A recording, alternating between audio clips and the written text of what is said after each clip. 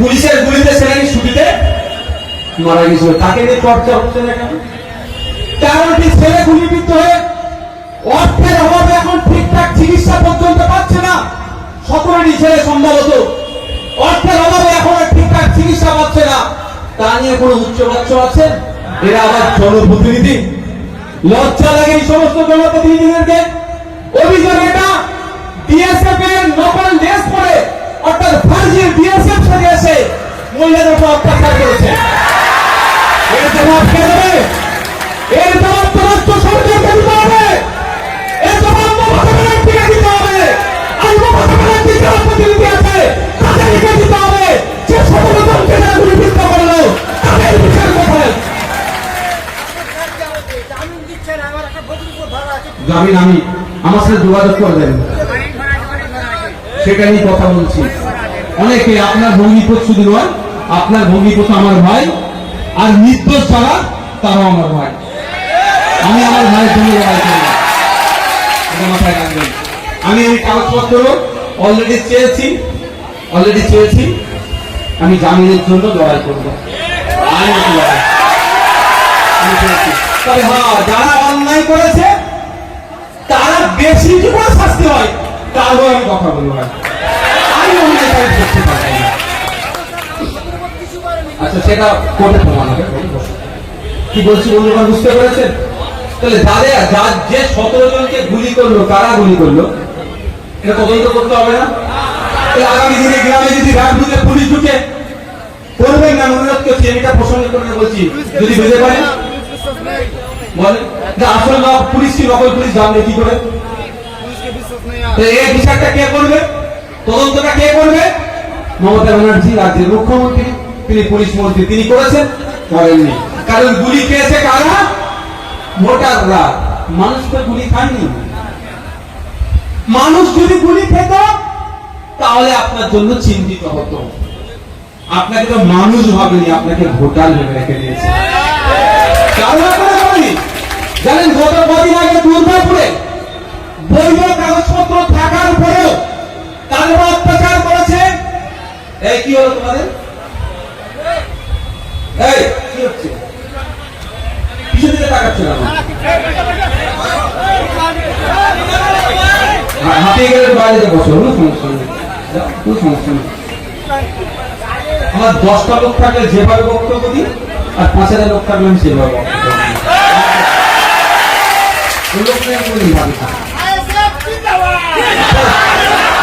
সময় নেই, টাইম কত হয়েছে?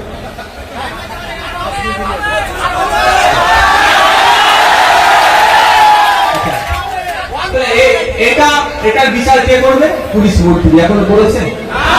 আমরা আজকে শামশেরগঞ্জ থেকে দাঁড়িয়ে যেখানে আইবিডিআইডি পুলিশের লোকের মাধ্যমে মুখ্যমন্ত্রীর কানে পৌঁছাতে চাই, 2026 সাল নির্বাচন আসছে। সত্যিকারের যদি আপনি সংখ্যালঘু দলটি হন, ওই ফার্জে যে বিএসএফ যারা এসে গুলি করেছে তাদের বিরুদ্ধে আপনি ব্যবস্থা গ্রহণ করবেন। তারপরে শামশেরগঞ্জের মাটিতে আসবেন, বুলিয়ানের মাটিতে এসে ভোট চাইতে আসবেন। আমরা শুনেছিলাম যখন এই দাঙ্গার মতো ঘটনা সংঘটিত করেছিল, তারপরে মমতা ব্যানার্জি বলেছিলেন ওটা আরএসএস এর কাজ, ওটা বহিরাগত হয়েছে, এলাকায় হিংসা ছড়িয়েছে। কিন্তু আমার প্রশ্ন, কজন আরএসএস এর কর্মীকে, কজন বিজেপির কর্মীকে, কজন বহিরাগতকে আপনি হ্যারাস করেছিলেন? তারপর শামশেরগঞ্জের মানুষকে ঋণ আমরাও দেখতে চাই। সত্যি করে বলেছিল না? হ্যাঁ, আপনার ভবিষ্যতের নাম কি? তাহলে আরএসএস করে নাকি? আমি এমনি বলছি, বুঝতে পারছে? রহিম শেখ হয়তো আরএসএস এর বড় কর্মী ধরে ভুলে দিয়েছে, এই জন্য অনেকে আছে। তাই আমি অনুরোধ করবো আপনাদের, আগে উত্তর দিতে হবে, তারপরে ভোট চাইবে। এটা বলছি বলে আপনি আমাকে ভোট দেবেন একবারের জন্য না। আমি এটা বলছি বলে আপনি আমাকে ভোট দেন একবারের জন্য বলবো না। ভালো লাগলে দেবেন, না লাগলে দেবেন না, সমালোচনা করবেন, কোনো আমার সমস্যা নেই, কিন্তু হওয়ার কথা বলতে হবে। আপনারা 2011 সালে বলে 21 সালে বলুন তো কেন তৃণমূলকে ভোটটা দিয়েছেন? এখানে যারা বসে আছে 95% মানুষ 2021-এ তৃণমূলকে ভোট দিয়েছিল।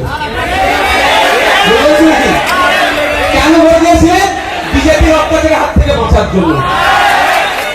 সারা পশ্চিম বাংলার সংখ্যালঘু থেকে সংবিধান প্রেমী মানুষেরা, ধর্ম নিরপেক্ষতায় যারা বিশ্বাসী, যারা চায় বিজেপি এর হিংসাকে বন্ধ করতে, তারা একজোট হয়ে তৃণমূলকে জন্যই ভোটটা দিয়েছিল যে উত্তরপ্রদেশের মতো অবস্থা পশ্চিমবাংলায় না হয়, হরিয়ানার মতো অবস্থা পশ্চিমবাংলায় না হয়, গুজরাটের মতো অবস্থা পশ্চিমবাংলায় না হয়। আর আজকে আমরা দেখছি উত্তরপ্রদেশে যেটা হচ্ছে পশ্চিমবাংলায় সেটা হচ্ছে, হরিয়ানায় যেটা হচ্ছে পশ্চিমবাংলায় সেটা হচ্ছে, গুজরাটে যেটা হচ্ছে পশ্চিমবাংলায় যেটা সেটা হচ্ছে, অসমে যেটা হচ্ছে পশ্চিমবাংলায় সেটা হচ্ছে।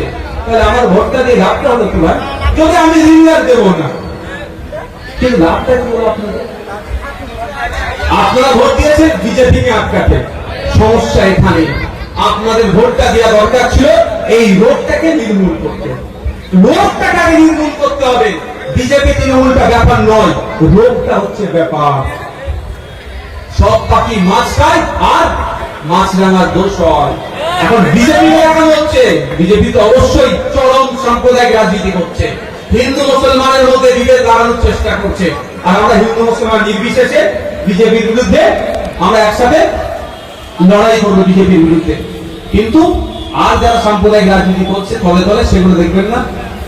উত্তরপ্রদেশে সাম্বাল মসজিদের সার্ভেকে কেন্দ্র করে উত্তরপ্রদেশ পুলিশ 4 থেকে 5টি মুসলিম যুবককে খুন করেছিল। আপনার এখানে পাড়ার ইমাম সাহেব সেটা নিয়ে শুক্রবারে কত সুন্দর বয়ান দিয়েছিল বলুন তো, উত্তরপ্রদেশ বিজেপির বিরুদ্ধে দেওয়া দরকার। আর আমাদের পশ্চিমবাংলার সুজিতে ইজাজকে পশ্চিমবাংলা পুলিশ গুলি করে খুন করলো। আমার ইমামের মুখ থেকে আর ইজাজের নামটা বেরো গেল। এটা কেমন ভাবে হবে বলুন? এইটা হচ্ছে ডিফারেন্স। উত্তরপ্রদেশে গোরক্ষক বাহিনীরা গরু গোমাংস খেয়েছে বলে পিটিয়ে মারা দিচ্ছে। হরিয়ানাতে গোরক্ষক বাহিনীরা গোমাংস খেয়েছে নাকি এই অপরাধে পিটিয়ে মারছে। আর পশ্চিমবাংলার দুর্গাপুরে পরিদাস গাঙ্গুলি গরু নিয়ে যাচ্ছিল বলে তাকে পিটিয়ে মারার চেষ্টা করছে। তফাৎ কোথায়? যে পরিদাস গাঙ্গুলি মেন হোতা, তাকে পুলিশ এখনো গ্রেফতার করেনি। আমি পরে তদন্ত করছি কেন গ্রেফতার করছি না।